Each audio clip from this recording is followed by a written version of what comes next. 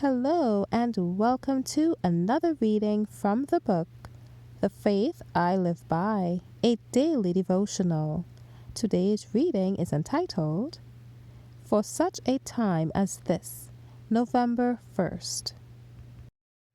We are living, we are dwelling in a grand and awful time, in an age of ages telling, to be living is sublime. Hark the waking up of nations, Gog and Magog to the fray. Hark what sound in His creation, groaning for a latter day.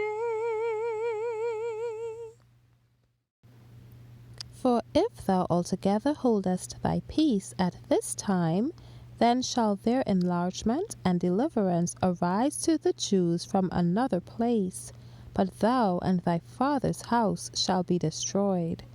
And who knoweth whether thou art come to the kingdom for such a time as this? Esther 4:14. Whoever sees the repulsive character of sin, and in strength from above resists temptation, will assuredly arouse the wrath of Satan. The same spirit that in ages past led men to persecute the true church will in the future lead to the pursuance of a similar course toward those who maintain their loyalty to God.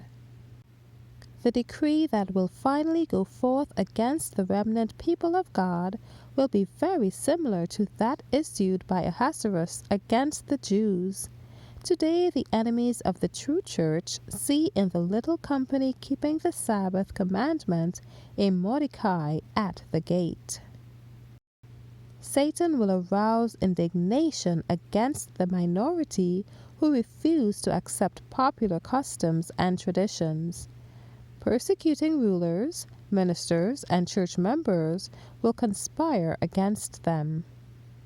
With voice and pen, by boasts, threats, and ridicule, they will seek to overthrow their faith. Not having a "Thus saith the Scriptures" to bring against the advocates of the Bible Sabbath, they will resort to oppressive enactments to supply the lack. To secure popularity and patronage, legislators will yield to the demand for Sunday laws. But those who fear God cannot accept an institution that violates a precept of the Decalogue. On this battlefield will be fought the last great conflict in the controversy between truth and error. The words of Mordecai to Esther may apply to the men and youth of today. Who knoweth whether thou art come to the kingdom for such a time as this? Thank you for listening today. I trust that you have heard and received the message God had in store for you. God's peace be upon you. Maranatha.